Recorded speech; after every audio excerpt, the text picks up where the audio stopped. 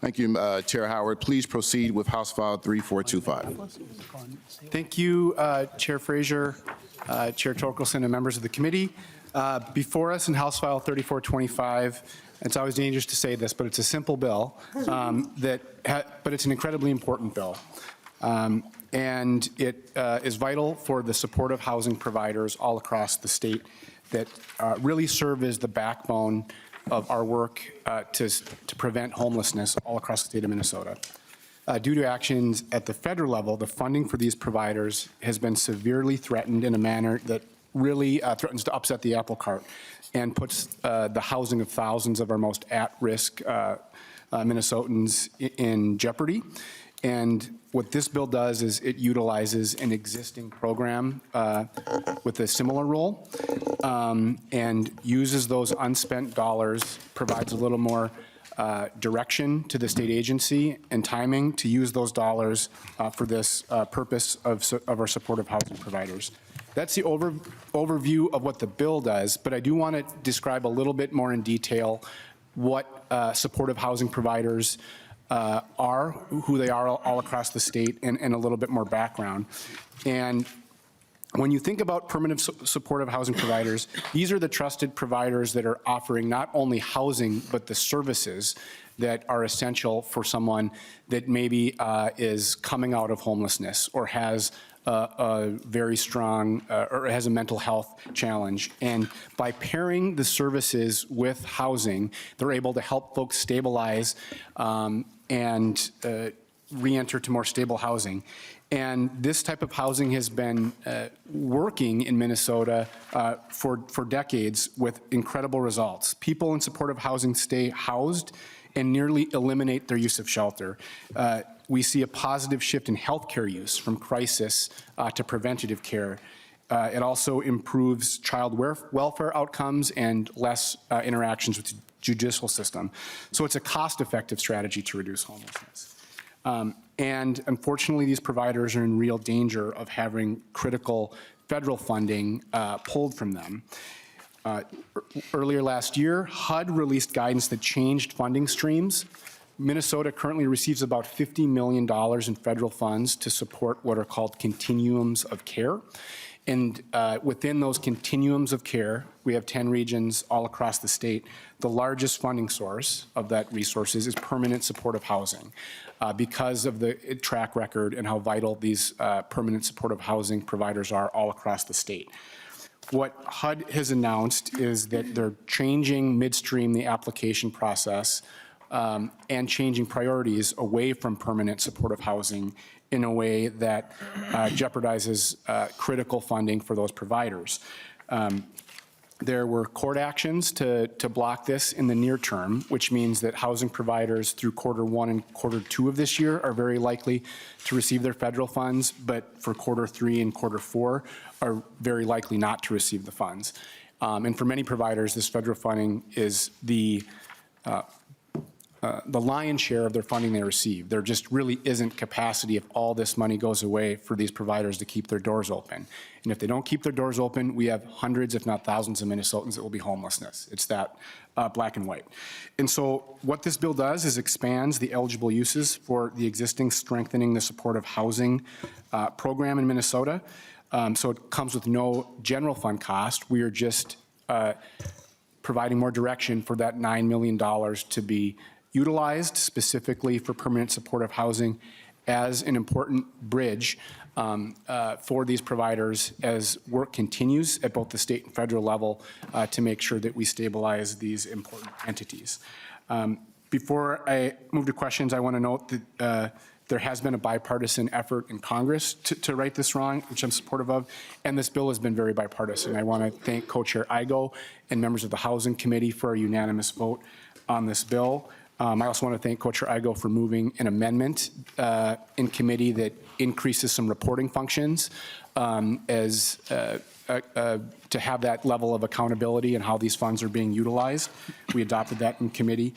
So this really is a bipartisan bill that'll have bipartisan impact all across the state of Minnesota. And with that, I'd stand for any questions. Thank you, Chair Howard. And before we move on to questions from members, I will say that I failed to make a motion at the beginning that I will recommend that House File 3425 be placed on the general register, and I will renew that after further discussion. Any discussion from members? Chair Torkelson. Thank you, Mr. Chair. I think it'd be appropriate if, I know we've already stated that there's no fiscal impact, but I'd like House Fiscal to outline the fiscal impacts of the bill. House Fiscal. Thank you, Mr. Chair and members. So as Representative Howard mentioned, the implications of this bill is just to amend the way that the existing appropriation can be used. So in 2024 laws, the appropriation was changed to $10 million for supportive housing, and that amount has not changed. So with this language, that $10 million can be used for these grants that the chair outlined in his testimony. Thank you. Rep. Igo. Thank you, Mr. Chair, and thank you, Co-Chair Howard, for the bill. Just was going to speak to its importance again through the research I've done when this issue first came up. I'm still hoping we're going to see a federal change on it. There's been a lot of good push from Republicans and Democrats working with HUD to try and iron this out.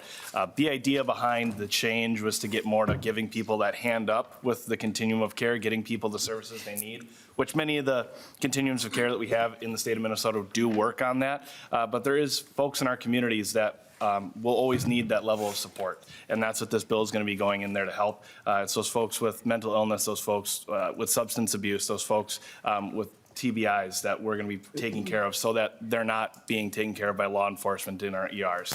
They have a place they can call home and we can take care of them in the state of Minnesota. And that agreement was struck between the federal government and state government for a while. Again, that change, I think, where it sounds right and is good, and I think most people would agree with it, had unforeseen circumstances to it. So this is a right motion for us to go right now to fix this gap while we continue to work on the federal level. And, you know, again, thank our federal delegation as well for a bipartisan effort to try and fix this. So I do support this bill and have be a co-author. Thank you, Chair. Igo. Chair Gomez. Thank you, Mr. Chair. I appreciate just the support for this approach. It is, you know, if you look at what helps those people in our communities who are struggling with persistent mental illness, substance use disorder, it's just precisely this model, which, you know, provides on-site services and supports to ensure that in addition to having, you know, a roof over their heads, that people have the support needed to stay in the housing. I'm just, this is maybe just sort of a technical question. Why is it that the legislature appropriated, I mean, initially $25 million this program in 2023, according to the summary from House Research, which was then subsequently lowered to $10 million. But why is it February 2026 and the money that we appropriated to this program in 2023 to Minnesota Housing hasn't made it out into the communities yet? Chair Howard, if you can. Chair Frazier, Representative Gomez, I don't want to speak for the State Finance Agency. I would note that we did have a historic 2023 bill, and the volume of the resources and programs that were asked to set up, what the agency has said is that has taken time. I think all of us would have liked that to move a little more quickly to get resources into the system.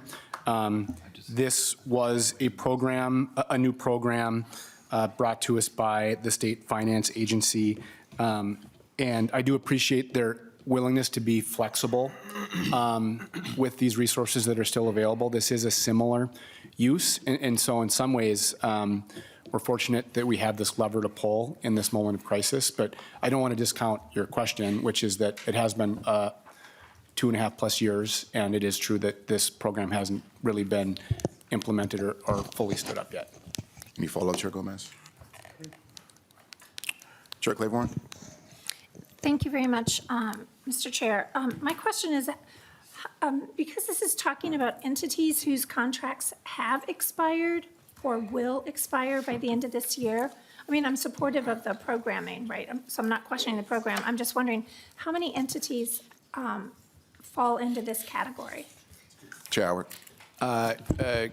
Co-Chair Fraser, Representative Cleaborn, I don't have the exact numbers in front of me, but it's dozens and dozens. Basically, most of our supportive housing providers all across the state have contracts with HUD to do this work. And so what that referencing is that if those contracts are stalled out, which is what the federal government had announced and is likely to occur in Q3, Q4, they would be eligible for these resources. But I can get that exact number to you.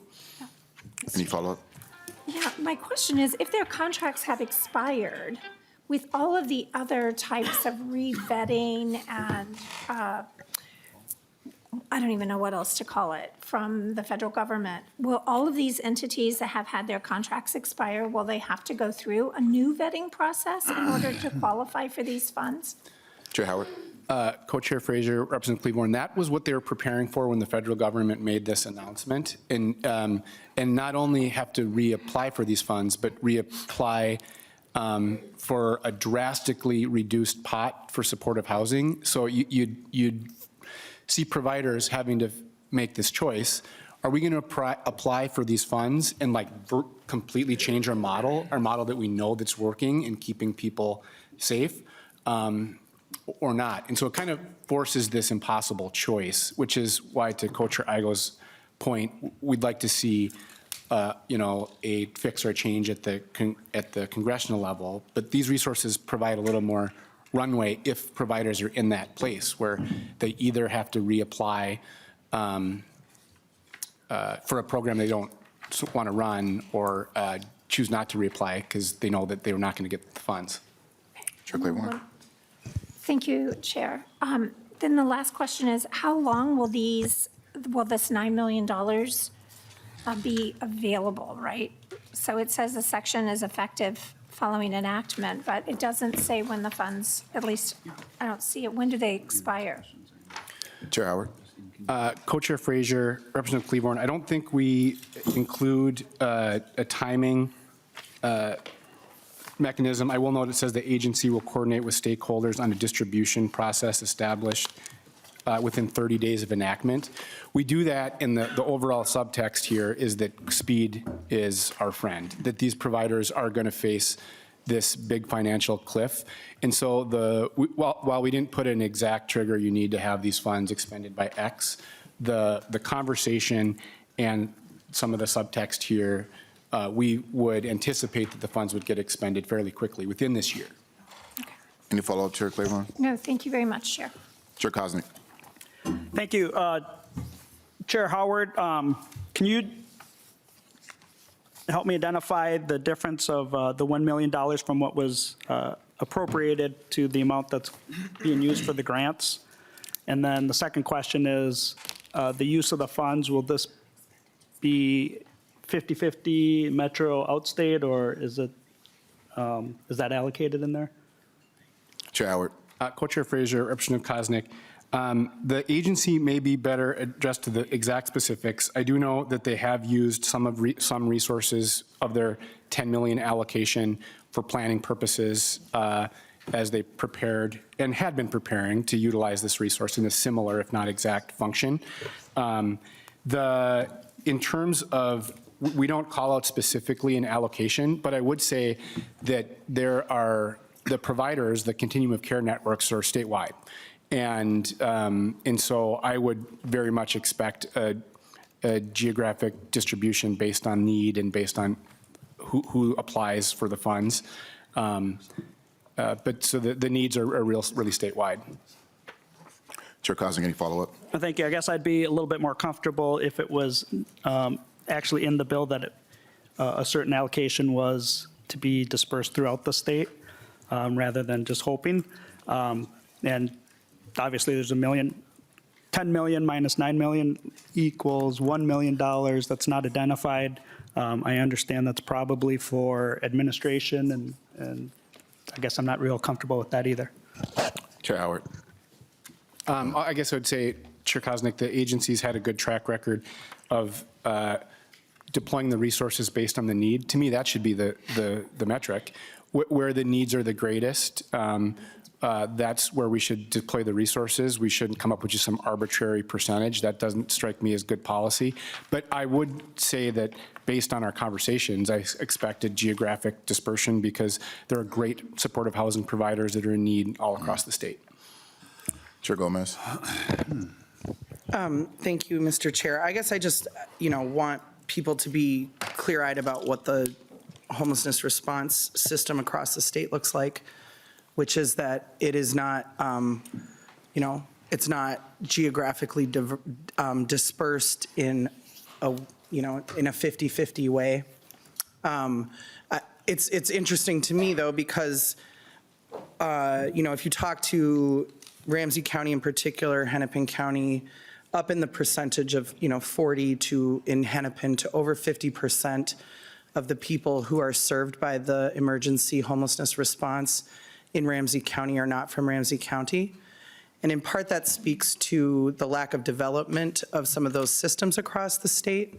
And so especially in these, and the co-chairs of the Housing Committee will be really familiar with this, it's sort of like, this balance between responding to the most immediate need as it exists right now, which would mean that most of the money would go to the metro, and a commitment to building up those systems around the state so that people can, should they be in the unfortunate position of experiencing homelessness, especially with children, that they would be able to stabilize in their home communities, because we know that if people can stay close to, their communities, their churches, their kids' schools, their families, that, that can provide this sort of web of support around them. But a lot of times what we see is families in the most dire circumstances having to leave their communities, come to the metro, which is why you see that, greater concentration and utilization of services there. And thus you could say there's more need there. But this is just a balance that, housing people, for sure, the housing agency are trying to strike. And so, I think that it's sort of a, it's the kind of thing that I understand that it's tempting to sit here at this table and say, oh, we should tell them exactly what percentage of funds we want to go here and there. But it's a little bit more of a kind of, it requires a more careful analysis, I think, than that sort of blunt impulse that some of us have. Thank you. Thank you, Chair Gomez. Chair Howard, would you like to add anything to that? No. Thank you. Any further discussion? Chair Igo. Thank you, Mr. Chair. I'm just going to make a comment. In our packets, members, there is the Continuum of Care Program funding awards amounts. I was trying to do quick math to give a percentage breakdown, but roughly of the dollars that go out for grand totals, it's a little over 30 million goes to the 7-county metro area. The rest does go to greater Minnesota. So if you apply that for what kind of programs are going to be going for this 9 million, you are going to see an even split. I will kind of go on with what Chair Gomez was talking about, that yes, there's more established programming in the 7-county metro, but the 7-county metro also has more supportive through other nonprofits and other government entities that help them, whereas greater Minnesota, sometimes their HUD contract is their only source of funding.